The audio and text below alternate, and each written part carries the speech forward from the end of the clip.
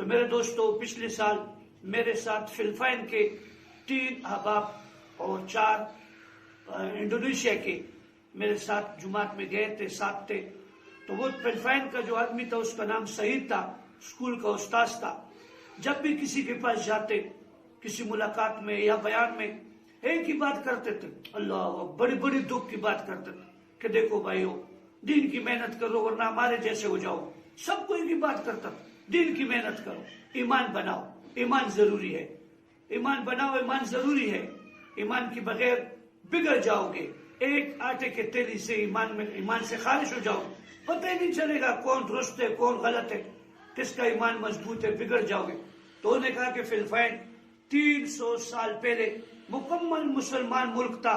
انگریزوں کی چال چلنے سے انگریزوں نے دیکھا کہ یہ تو مسلمان ملک ہے اور بڑا اہم ملک ہے، تو انہوں نے جہاز بھر بھر کر لڑکیاں فلپائن میں ادھر ادھر سے بھیجی.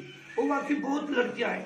وہ بتاتا تھا ایک کے مقابلے میں 50 ہے، ایک مرد کے مقابلے میں خود تو نہیں گیا ہوں، اس کی زبانی.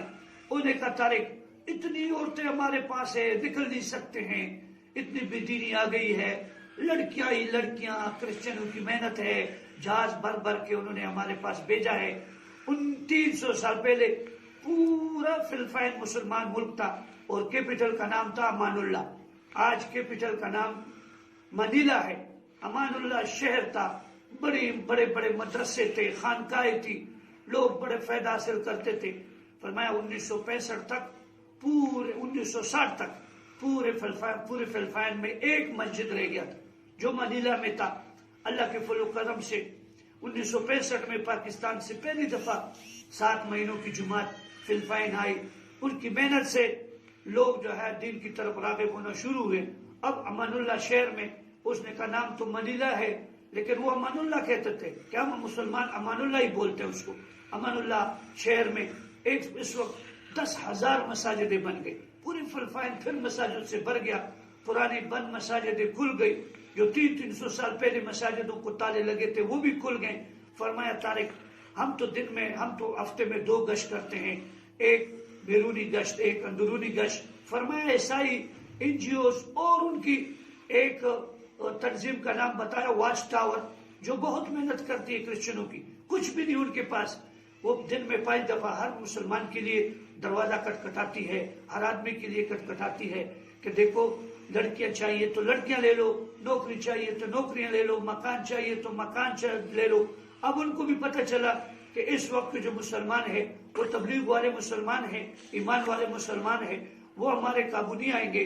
انہوں نے ابھی تھوڑا سا اپنا مشن کم کر دیا، لیکن جو پہلے مسلمان عیسائی ہو چکے ہیں وہ واپس اسلام کے اندر داخل آتے ہیں تو ان کو دوبارہ اپنی غربت میں جانا ہوتا ہے، مکان ان سے چھینا جاتا ہے.